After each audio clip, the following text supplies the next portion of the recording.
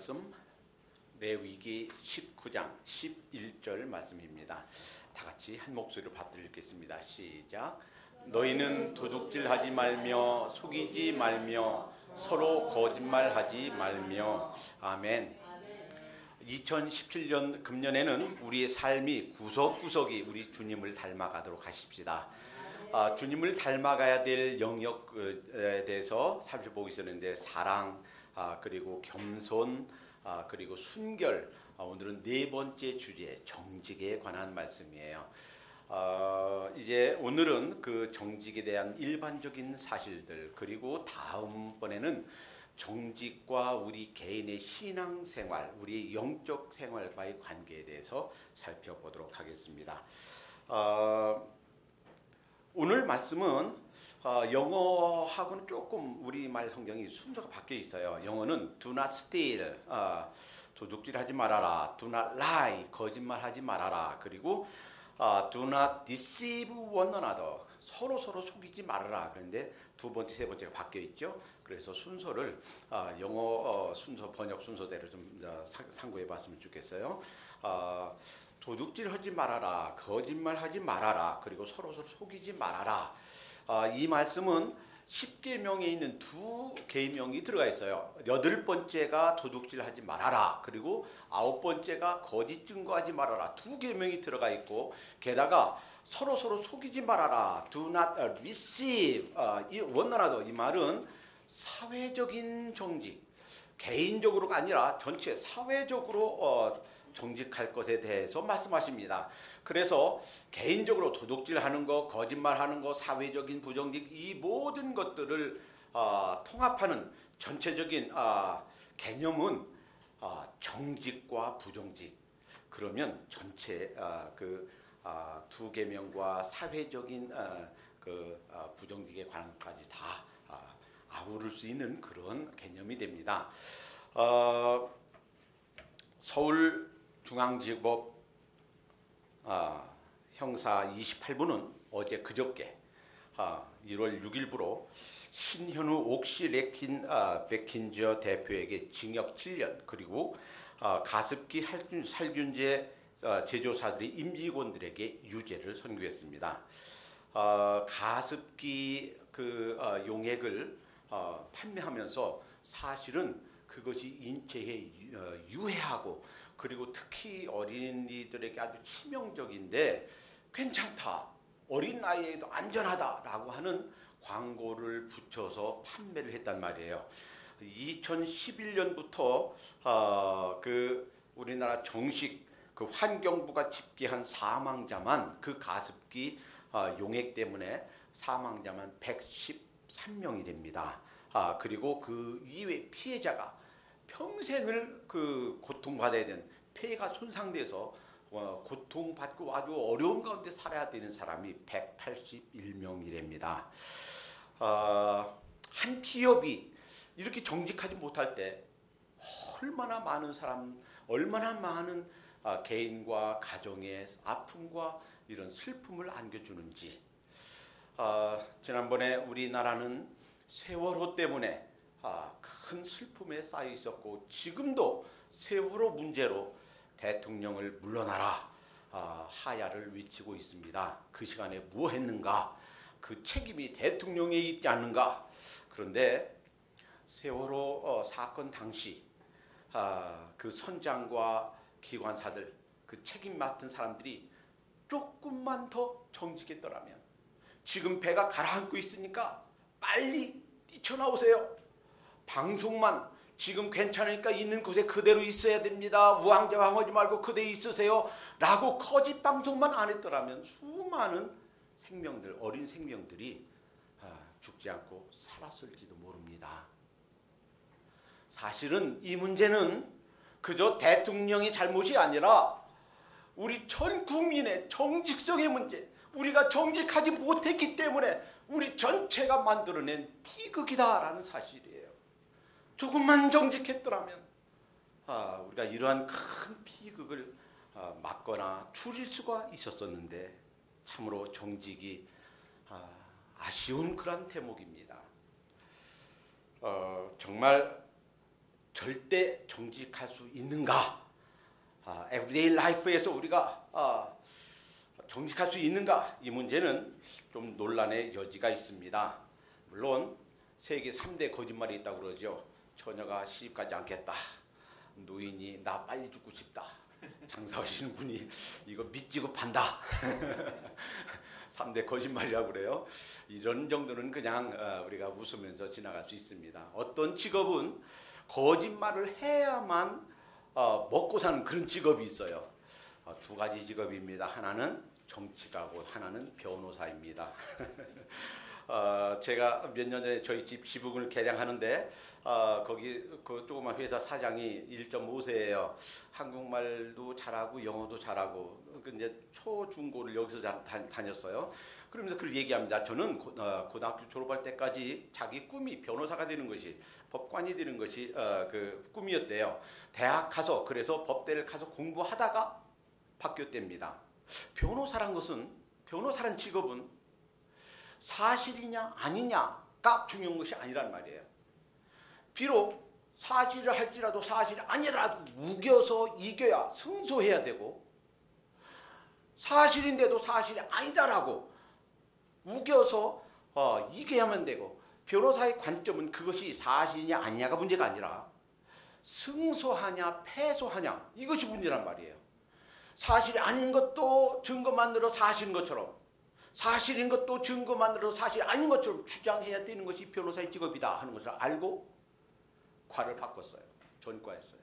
그래서 자기가 give up the lawyer, 변호사를 포기하고 건축업에 가서 건축학과로 다시 들어가서 다시 공부를 해서 박찬호 선수의 집도 자기가 지어줬답니다. 미국에 있는 집도. 그리고 여기에서 조그마한 회사 차려 사는데 돈을 잘 번답니다. 자기는 이 직업이 행복하다고 변호사 앉는 것이 참 잘했다고 그러는 거예요. 예나 지금이나 정치가 분들은 거짓말을 밥 먹듯이 합니다. 정치가 분들 죄송합니다. 근데 제가 좀 덜 죄송해요. 왜냐면 하도 많이 거짓말하니까.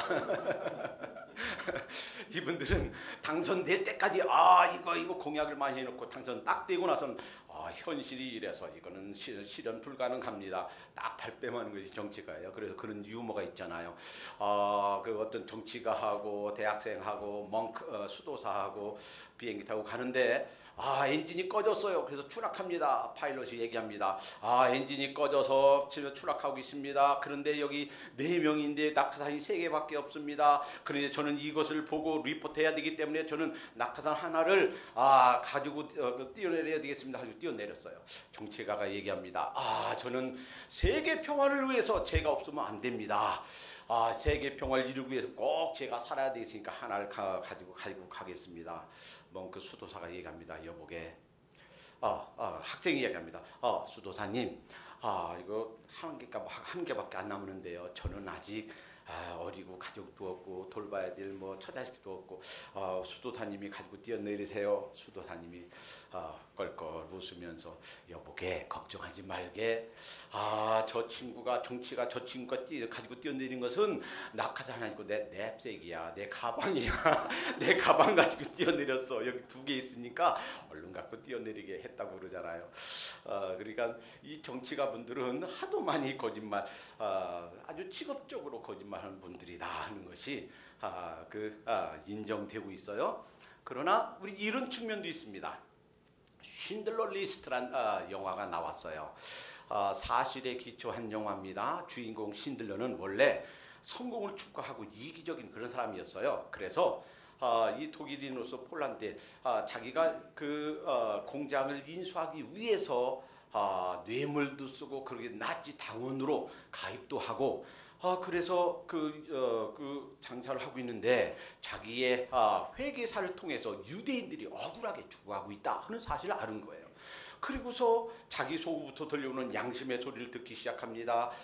그리고서 참 이들이 부당하게 억울하게 죽어가고 있구나 하는 것을 알고 이제 거짓을 행하기 시작합니다. 그 독일 나치 당원에게 한 사람당 얼마씩 빼주면 내가 2당 얼마씩 한 사람당 얼마씩 내가 뇌물을 당신에게 주겠소 하고서 자기 전 재산을 있는 걸 다 긁어 모아서 유대인들을 살리기 시작하는데 실제로 1100명의 유대인을 살려냈다는 것입니다.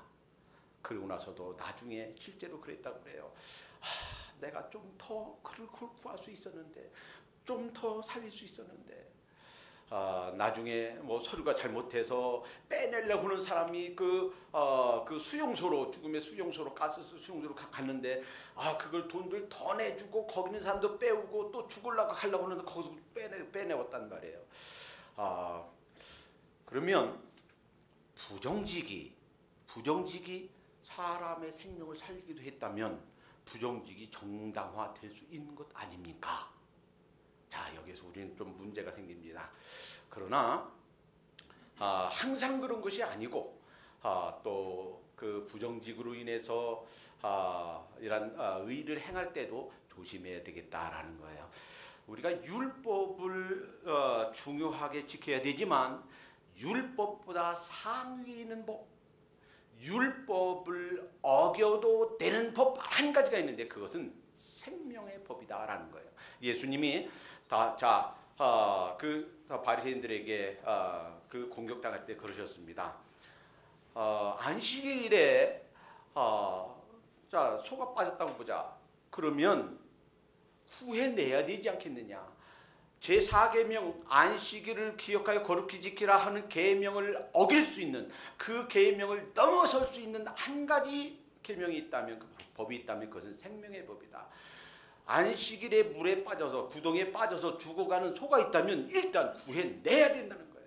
안식일 지키는 그 법을 어기는 것보다 생명을 살리는 생존의 법, 생명의 이것이 더 우선적이다라는 거예요. 따라서 우리가 부정직에 대해서 생각할 때 중요한 것은 그것이 참 생명을 구하는 것이냐, 이 부분을 생각해 가면서 조심스러워야 된다라는 거예요. 이번 주에 오늘 본문 말씀을 묵상하면서 또 마태복음 1장 1절부터 읽어가면서 이런 모습을 봤습니다. 동방 박사가 이제 별을 보고 예수님, 어린 아기 예수님을 찾으러 왔어요. 그리고서는 이들이 별만 따라갔으면 됐는데 누구한테 갔어요? 헤롯 왕한테 갔어요. 헤롯 왕한테 가서 유대인의 왕 나신 분이 어디 있습니까? 이 헤롯 왕이 화가 났겠죠. 내가 왕인데 내 자식들이 왕이 돼야 되는데 유대인이 왕이라니. 속에서 그냥 분한 마음이 일어났겠지만 얼굴로 싹 바꾸고, 당신들이 가서 찾으면 나한테 얘기하시오. 나도 경배하겠소. 그 뭐예요? 거짓말이에요. 사실은 죽이려고 한 거죠. 그런데 그 말을 듣고 동방박사들이 예 알겠습니다 안 했겠어요? 성경에는 안 나와요. 그런데 그랬겠죠. 예 알겠습니다. 그런데 꿈에 하나님께서 지시하셨어요. 니네 헤롯한테 가지 말고 다른 길로 돌아가라. 지시함을 받고 그렇게 갔다 했어요. 그러면 사실 이 동방박사들은 헤롯 왕한테 거짓말한 것입니다. 그 약속 거짓말로, 그러니까 그 약속 지키지 않은 거예요. 그러나 만약에 그래도 나는 절대 정직해야 돼 라고 했었더라면 헤롯 왕은 그 예수님을 곧바로 죽이려고 행동을 취했을 것입니다. 구약에 한 사건이 있어요. 사무엘상 16장에 보면 사무엘이 하나님께서 사무엘을 통해서 사울 왕을 기름 부어서 안수해서 왕으로 세웠지만 하나님께서 사울 왕을 버리시기로 결정하십니다. 그리고 사무엘에게 말씀하십니다. 가서 내가 세우는 자에게 안수해라. 여러분 다윗이 안수를 몇 번 받았는지 아세요? 다윗이 안수를 3번 받았습니다. 정식 왕이 될 때, 이 어린 소년 때, 그리고 일부만 그 일부의 이스라엘 전체가 아닌 일부의 왕이 됐을 때, 그리고 전체의 왕이 됐을 때 3번 안수 받았어요. 그리고서 왕이 되는데 그때 하나님께 지시하시니까 사무엘이 이렇게 말씀드렸어요. 하나님 한번 보세요. 그때 시점이 이 사울 왕이 40년 통치할 때 한 절반을 넘어서는 시점이었어요. 왜냐하면 이 다윗이 왕이 된 것이 30세였고 그리고 한 13, 14년 동안 도망 다녔고 했기 때문에 약한 그 사울 왕의 통치 한 절반 정도 됐을 거라고 추측이 됩니다. 그런데 당시 물론 사무엘이 안수해서 왕이 됐지만 그 왕은 전권을 가진 왕이에요. 군사, 정치, 경제, 교육 전권을 가진 왕이에요. 그러니 이 사울 왕이 사무엘을 죽이려고 하면 그거 뭐 일도 아닙니다. 뭐 자객 몇 명만 보내면 쥐도새도 모르게 죽일 수 있어요. 하나님께 하나님 사울이 그걸 알면 저를 죽이려고 할 겁니다. 그때 하나님께서 이렇게 말씀하셨어요. 그래 가서 암소를 하나 취해 가서 제사 드리러 왔다고 해라. 그리고 그 제사에 이세의 아들들을 초대해라. 그리고서 그 이세 아들 중에서 누가 내가 택한 자인지 너한테 지시하겠다 그랬어요. 물론 이 부분 굉장히 조심해야 됩니다. 거짓은 아니에요. 왜냐면 소 가지고 가서 그 제사 드렸고 제사 드리면서 이세 아들을 초대했으니 거짓말 아니에요. 그러니까 절대 정직이 어려울 때, 절대 정직이 문제가 될 때는 굉장히 조심하면서 그것이 formal dishonesty가 안 되게끔 해야 되겠다라는 것입니다. 거짓말, 정직, 부정직에 대해서 불편한 진실들이 몇 가지가 있습니다. 더 여러 가지가 있지만 대략 가장 큰 것만 간추려 보니까 5가지가 정도가 돼요.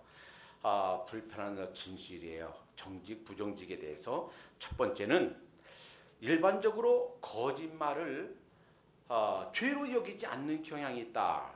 People don't think dishonesty is a sin. 사람들은 죄가 아니다라고 생각해요. 그리고 거짓말을 그냥 흔하게 그냥 일상일처럼 에브리데이 라이프처럼 그렇게 거짓말과 부정직을 행한다라는 거예요. 거짓말이다라고 말할 때는 말이나 표현을 사실대로 안 하고 조금 왜곡하는 걸 뜻합니다. 조금 부풀리거나 조금 축소하는 것을 뜻합니다. 사실이 아닌 것을 조금 애드하는 것을 뜻합니다. 사실인 것을 조금 빼고 말하는 것을 뜻합니다. 남이 잃어버린 것을 죽고도 모른 채 시킴이 뚝 하는 것을 의미합니다. 거짓 맹세하는 것을 의미합니다. 도둑질, 강도질한 작물들을 맞거나 그것을 팔아서 그를 도와주고 이를 취하는 것, 이것을 뜻합니다. 사실을 왜곡하고 거기에다 자기 감정을 넣어서 조금 다르게 얘기하는 것, 그 모든 것이 성경에서는 죄라고 얘기합니다. 제9계명에 거짓 증거하지 말라라고 말씀하십니다. 이 모든 부정직이 성경에서는 죄라고 얘기한다 하는 거예요. 우리는 그것을 별거 아닌 것처럼, 죄가 아닌 것처럼, 아무 일도 아닌 것처럼, 보통 일인 것처럼 생각하지만 성경 말씀에서는, 하나님 말씀에 그것이 죄다. 그 죄를 떠나라, 죄를 버려라 라고 말씀하신다는 거예요. 두 번째, 거짓말과 이 부정직은 보편적이다. Dishonesty is universal하다는 거예요. 어느 나라나 어느 민족이나 어느 세대나 이 dishonesty가 그렇게 보편화되어 있다라는 겁니다. 대개 교육 수준이 낮고 그리고 미개한 나라일수록 거짓말과 부정직이 더 심한 경향이 있습니다. 그러나 교육 수준이 높고 문화가 높은 선진국이라 할지라도 거짓말과 부정직은 똑같이 있다라는 거예요. 제가 필리핀에 가볼 때 그리고 캐나다와 미국에 와볼 때 가장 큰 점이 다른 것보다도 무엇보다도 먼저 거짓말이 너무 보편화됐고 조금 이쪽에는 거짓말이 좀 덜하다. 사회적으로 평균적으로 볼 때 이것이 가장 큰 차이점이에요. 그러나 그러면 많이 배운 사람들은 그리고 지식 수준이 높은 사람들은 거짓말하지 않는가? 똑같이 거짓말한다는 거예요. 우리나라의 황우석 박사와 그 팀이 만약에 잘못되지 않았더라면 이 복제, 동물 복제에 있어서 그리고 줄기세포 연구에 있어서 아마 우리나라가 지금 세계 최고의 선두주자로 달리고 있을 겁니다. 그러나 참으로 안타까운 일이에요. 황우석 박사와 그 팀이 잘못되는 바람에 그리고 국가에서 지원해주지 않는 바람에 그 선두주자의 자리를 빼앗기고 말았습니다. 정직이 참으로 아쉬운 그러한 대목이에요. 나이가 정직성을 보장해주지 않는다는 거예요. 어떤 때는 그러면 이 거짓을 부정직을 배울 수 없는 그런 어린 아이들은 거짓말하지 않는가? 아니에요.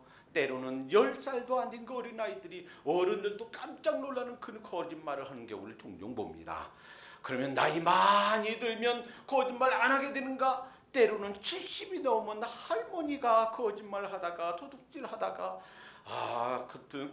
들킨 그런 신문 기사를 종종 보게 됩니다. 그러니까 나이가 어리든 상관없이 나이가 많든 상관없이 그 문화가 어떤 문화든 상관없이 왜 이 거짓, 디스아니스티, 이것은 죄이기 때문에, 우리 인간은 죄인이기 때문에, 죄가 보편적이기 때문에 죄가 있는 곳은 어디든지 이 거짓과 부정직이 있더라 하는 거예요.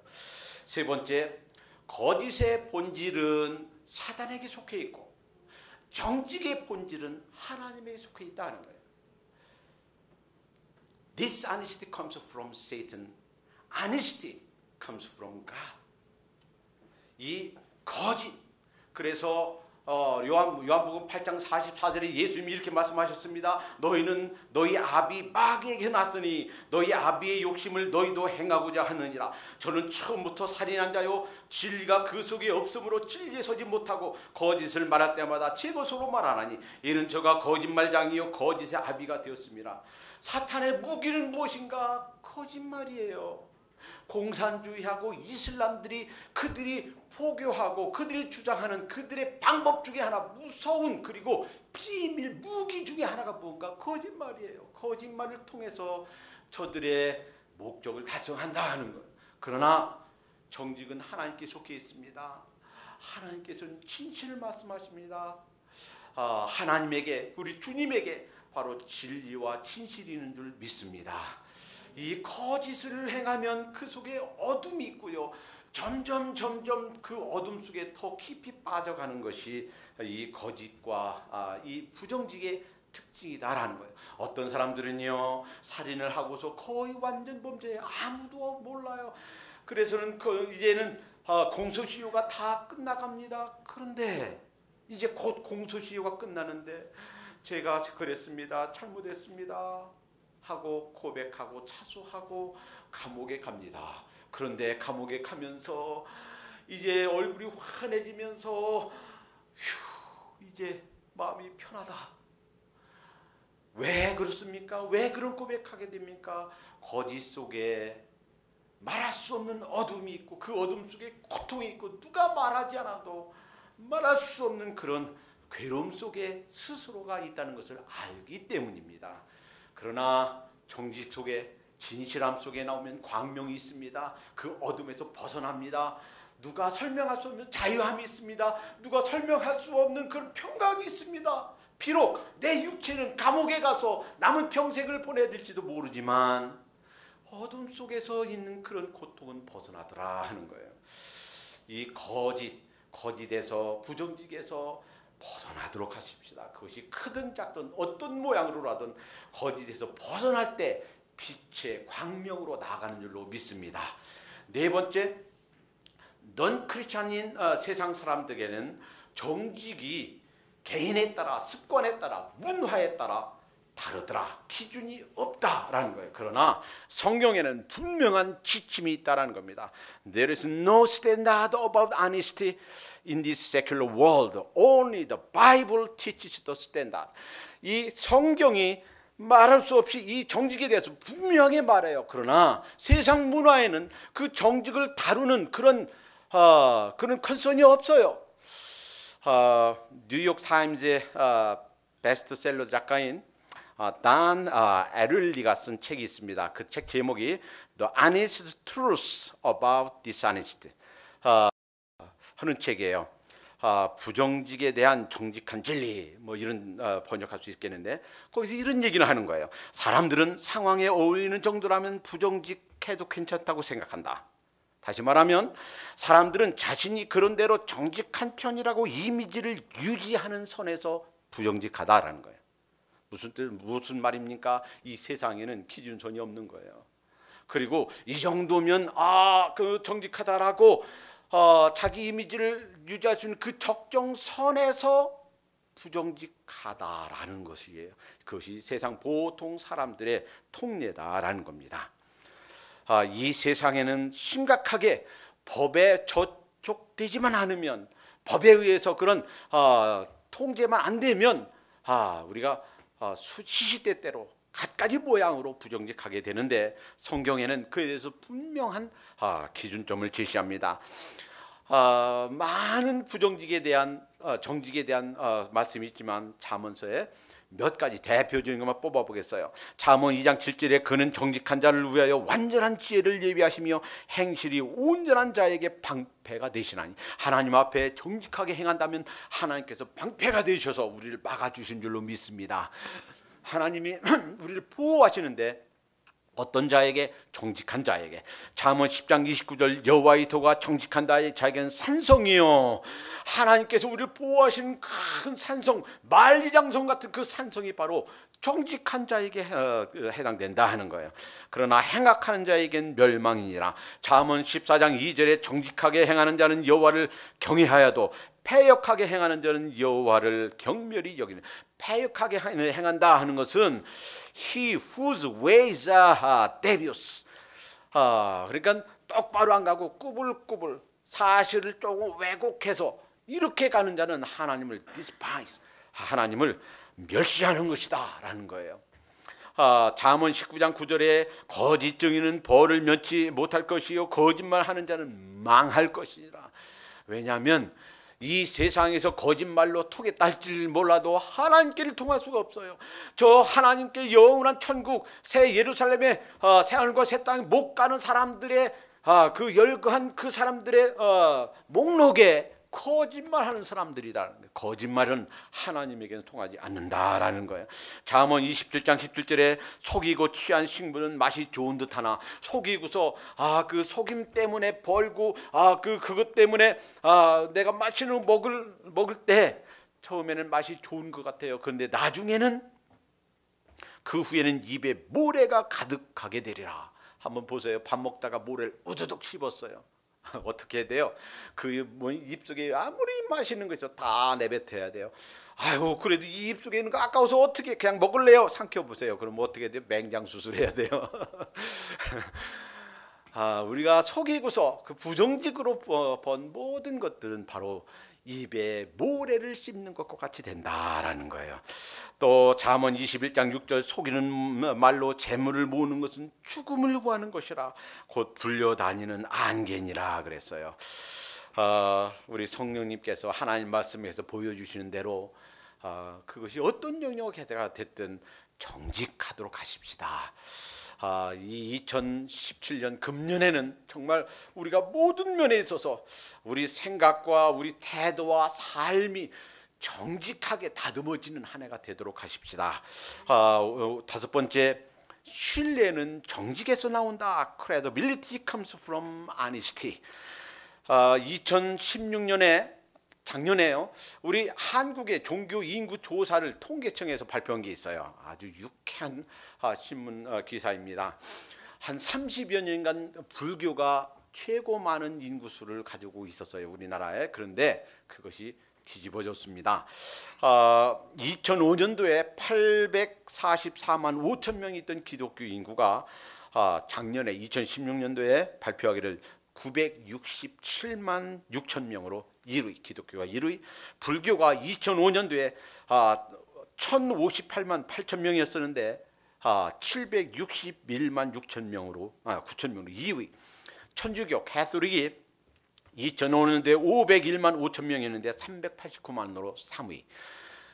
저는 이것이 그래도 지난 10여 년간 기독교가, 우리 개신교가 우리 한국 사람들한테 그래도 많은 종교 중에 믿을 만한 종교가 기독교다라는 것이 각인되었다. 그 결과다. 저는 그렇게 믿습니다.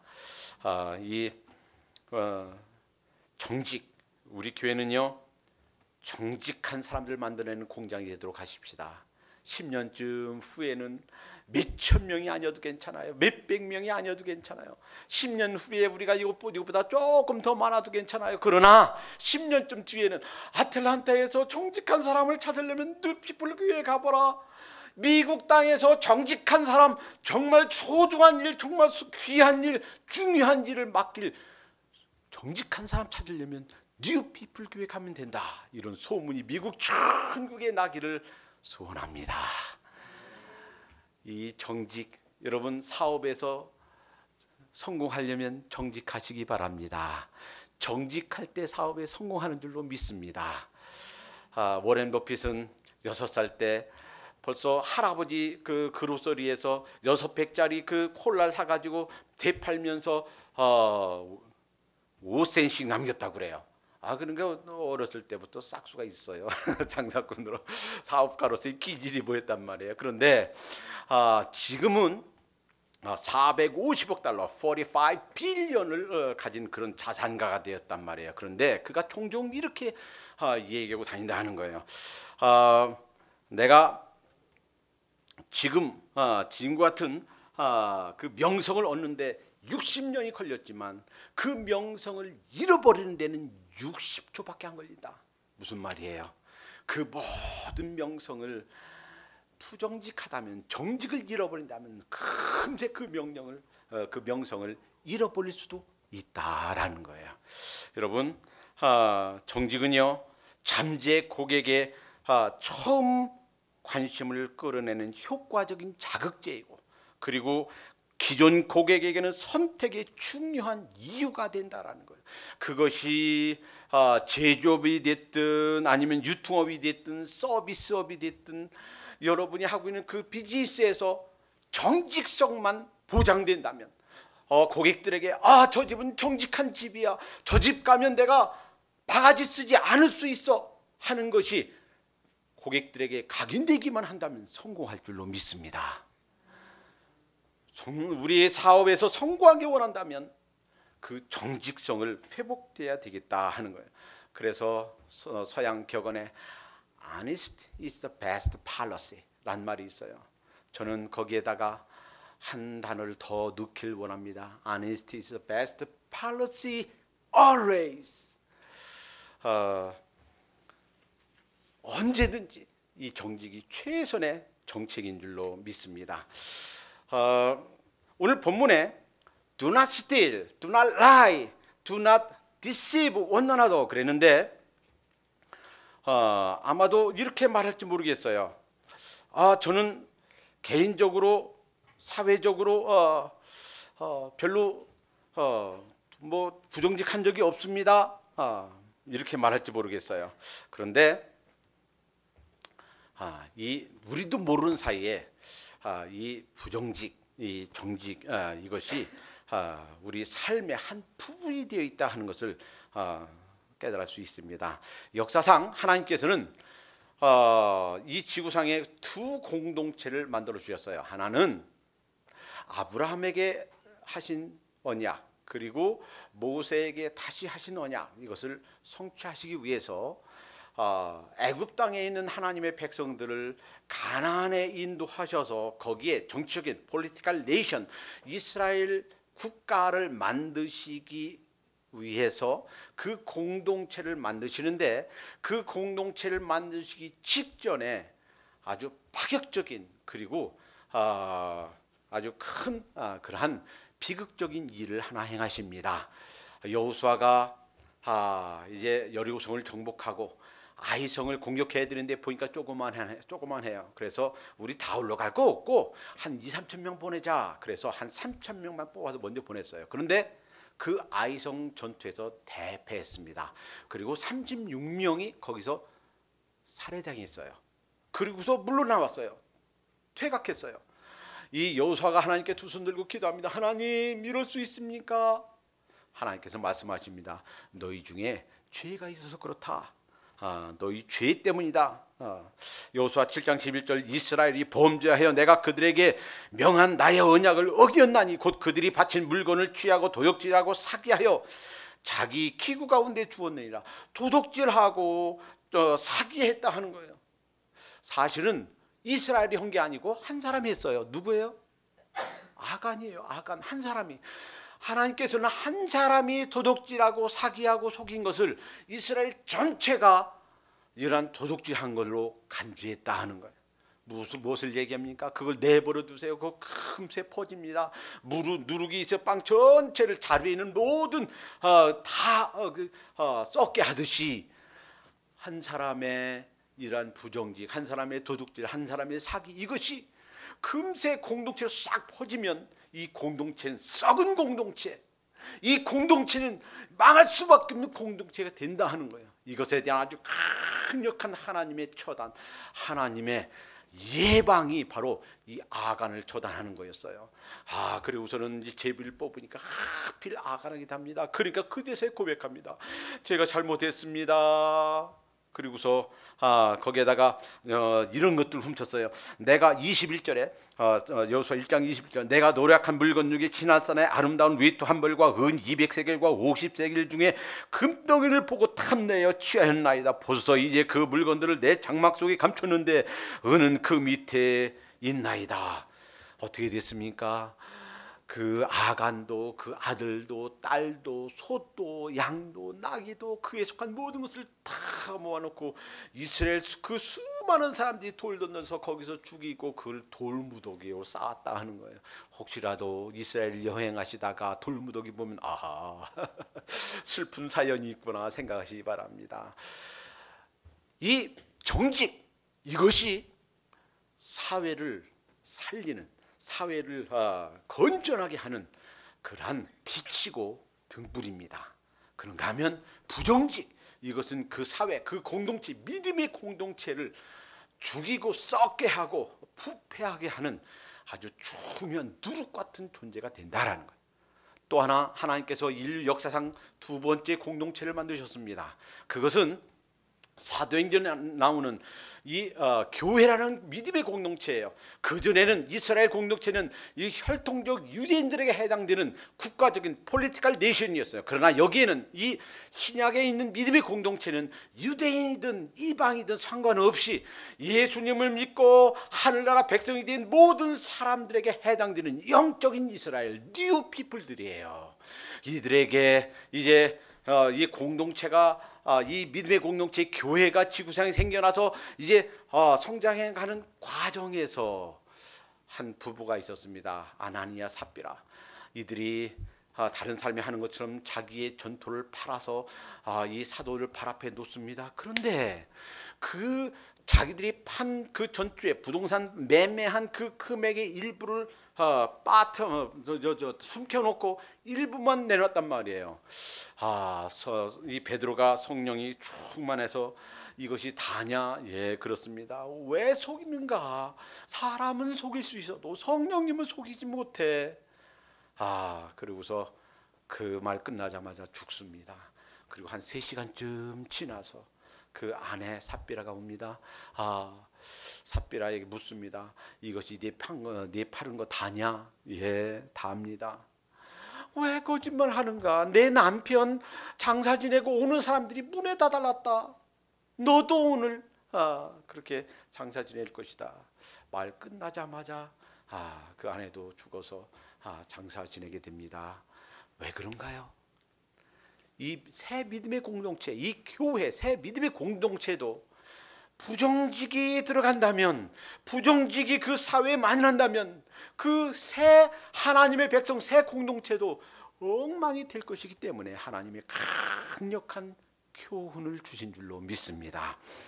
이 부정직, 이것이 우리가 조심해야 될 사실인데, 자, 그러면 어떻게 현대 삶에서 어떻게 이 도둑질과 부정직, 정직을 우리가 실천할 수 있는가?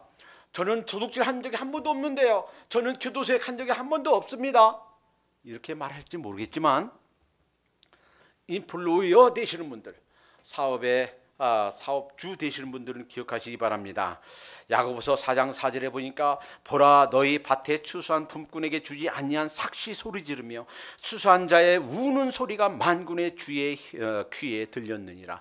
만약에 우리 종업원들에게, 우리 인플로이들에게 충분하고 적절한 그러한 샐러리를 주지 않는다면 그것은 도둑질하는 것입니다. 그것은 하나님께서 심판하실 일입니다. 따라서 우리가 적정선에서 그리고 충분히 보상이 된다라고 하는 선에서 빼먹지 말고 줘야 되겠습니다.